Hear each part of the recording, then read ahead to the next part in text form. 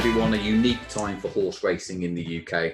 One of the things I love about this sport is the stories, the tales of what first piqued people's interest in the sport. The diverse range of roles and characters across all aspects lends itself to some extraordinary tales. And I don't think we wanted to let this moment pass, and it's a momentous moment, without stopping and talking to some of the people involved in the first runner of the season. So welcome Steven Astaire, owner of Silver Man and Laura Horsfall, trainer of Silver Man.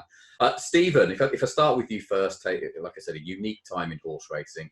I want to talk about your experiences and your love of the sport, but first though, I think it's perhaps fate that we start the season with a runner at Southwell, because the place holds particularly happy memories for you. My favourite course. So talk us through, you rode a winner there. Talk us through it. Yep. It was August bank holiday, end of August 1991, Hiram B. Birdbath. I remember going up with a friend of mine called Michael Green, and we got in the car park and we were getting out the car, and there was an old boy who was the parking attendant, and he's chatting to a couple of owners parking, and I overheard them say, "Do you fancy anything today?" And the old boy said, "Yep, there's a certainty in the last race, Hiram B. Birdbath." And I looked at my friend Michael, I said, he has no idea who's riding it. We can see it on the screen right now. Talk us through that last furlong, just over that last fence. On the last circuit, we were sort of level with Shane Lyons going around. And as we came to the final bend, I couldn't hold him anymore. He was just too strong. So I thought, sod it, let him go. And I let him go, and we went about 3-4 lengths clear. Jumped the second last well.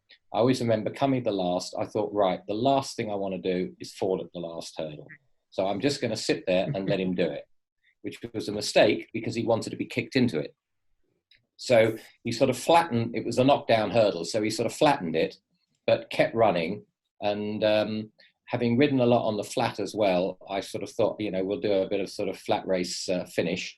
And we held on by 3/4 the length from Shane Lyons, who ended up as a professional in Ireland, and the late Johnny Durkin was third, and it was one of the best moments ever. I mean, fantastic. When I started, I wondered if I'd ever actually finish a race.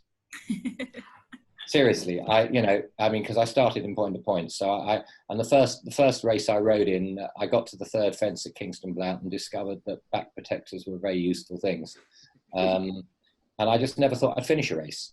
So to actually win one, and to win one under rules, was, it was just the pinnacle. And as Chris Loggin, who trained for me for 30 years, said to me, it's in the record books, they can't take it away. Indeed. People have been paid out winning slips. It's a winner in the book.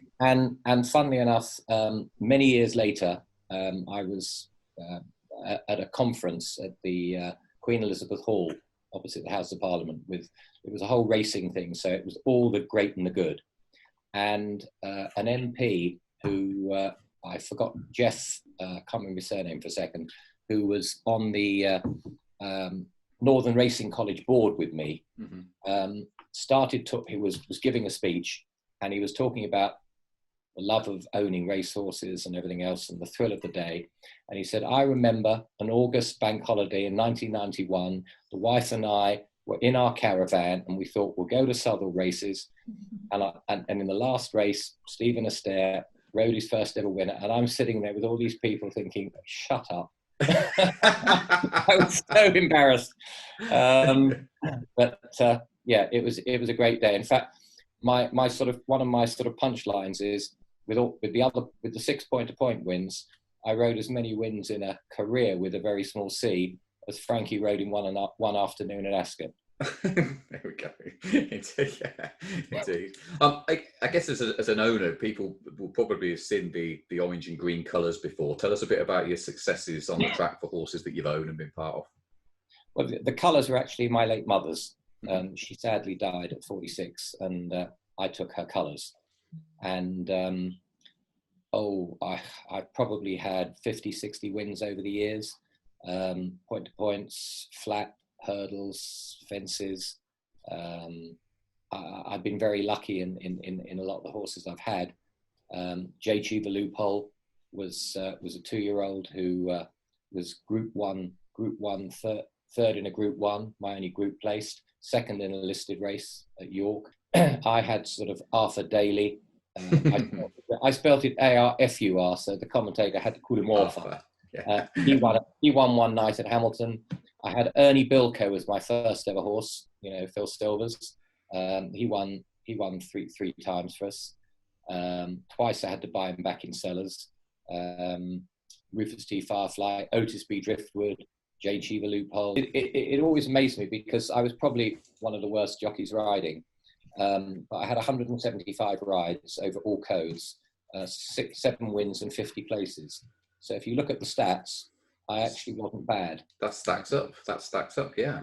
Even though I always thought that I was sort of, just one up from Laura Horsfall as a jockey. Brilliant. Nicely, so yeah, nice segue into talking to the trainer then. So on to Sunday, Silverman. Stephen, I'll get your view in a minute about run expectations, but let's get the trainer's view first. Laura, he's working well, I hear. Yeah, he's on good form. We took him to Southwell last week just for like a racecourse gallop. Just our gallops are great, but it's nice to take them just for a day out, just change of scenery. We took a few horses to Southwell last year, so we went back there. We worked him over 2.5 miles, and yeah, he's on good form. And we did his last bit of work yesterday. And yeah, he's on good form, and yeah, we're hopeful. But I think Stephen would probably agree with me.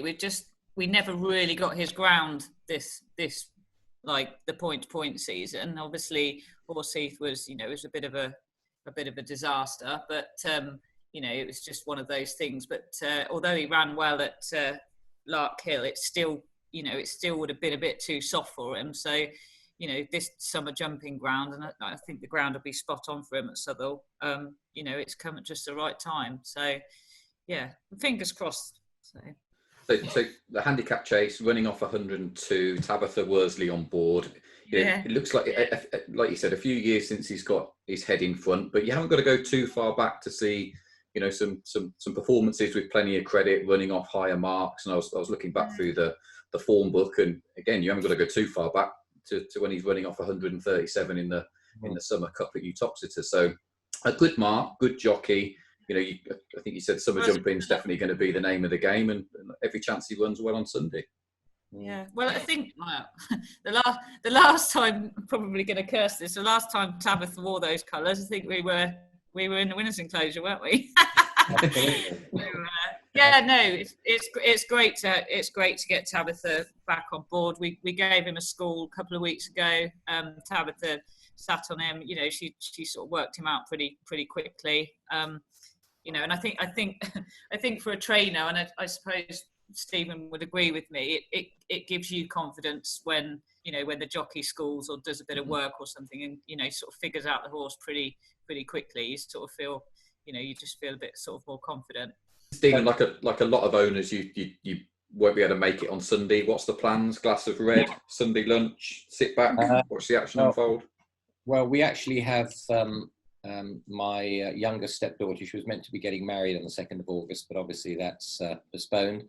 So her future in-laws are coming for lunch. And in fact, he is a racing fan. So if he gets here early enough, he can watch the race. And my cousin will watch it on Sky. He's actually a director of Sky. So he'll watch it on 415 like me. I wish Laura, all the best. I mean, she's somebody who deserves to succeed. I've always respected her work ethic. And I hope she'll succeed. I just add as well to that I'm grateful for Stephen for being so loyal from that. The first day when he had a leg in our first syndicate with Beta Go, till now, it's great to, I really appreciate his loyalty and giving me the opportunities. And it'd be great to kick off a brand new jump season for Laura Horseful Racing on Sunday at Southwell. Thank you very, much for your time, both of you. It's Pleasure. great to get an insight, and hey, let's hopefully catch up again soon and talk about the next run with a one next to her name.